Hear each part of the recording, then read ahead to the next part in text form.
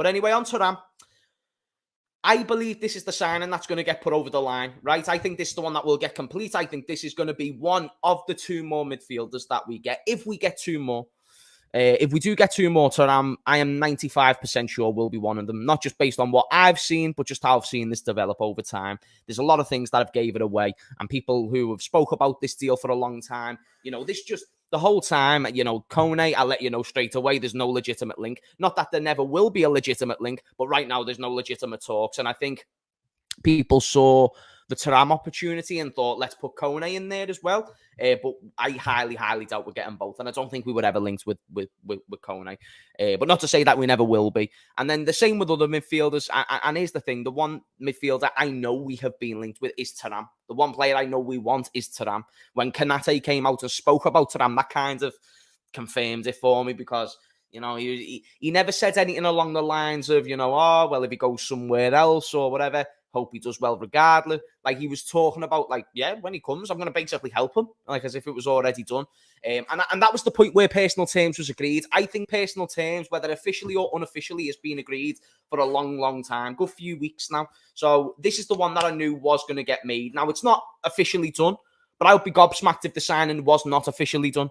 Now, I am not Thuram, I am not his family, and I am not Liverpool. Therefore, anything can break down in the next couple of days to suggest otherwise. We all remember, I like the reference, my old good friend, Nabil Fekir. The guy who signed, basically, and never signed. It was wild. But I do think if there's anyone who you can be expecting through the door, the next signing to be coming through the door, Kephren Thuram. Kephren Thuram is your guy. Everyone's talking about these Barella links, guys.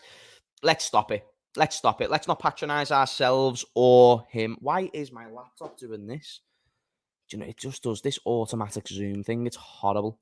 Absolutely horrible. Yeah, I'm not going to lie to you guys. The Barella stuff I'm not really into. I'm not into talking about unrealistic signings. But, I mean, is anybody legit spoke about Barella? Because if so, then we can talk about it and we can discuss. If not, then I don't know how much we can stay on that. Shout out to Anto for the super chat. Thank you very much. Glad for the consistent uploads. Gave you a lot of shit for uploading so infrequently in the past. And deservedly so. I appreciate people who hold me to higher standards. And listen, I don't know how you talk shit, but talk your shit, fam. Talk your shit. If anyone can take a little bit of shit talk on the game, it's me. If I give it, I've got to take it. It's just one of those things. One of those things. Do you think we can sign Barella? No, I don't. I don't think in a million years we sign Barella. And it's not because we can't or we're not capable of signing players like that. Because the crest, the badge, is more than capable of signing players like Barella. The biggest challenge, I feel, is that he just does not align with our financial targets. By our, I mean FSG. I don't think the money you would have to spend on Barella, I think takes away from the money they want to spend on a centre-back or another position, or someone they might want to buy next summer, because as we know, they've always got the player that they want to buy next summer. Never this summer.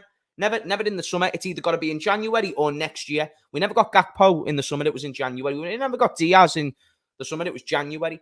So the same goes with these players like Mbappe and Bellingham. Oh, we don't want them this year. It's next year. If we're not already in for Barella and we are choosing to get Thuram over Barella, and we are choosing to get Thuram over Barella, that's a problem. It means we're not in for him. So no, I don't think we'll get Barella in this summer or any. We need to make one statement signing to show other clubs that we are serious. Realistically, we don't. We need to make signings that are productive and are advancing the football club. Thuram could be that, but based on chances, he is not that.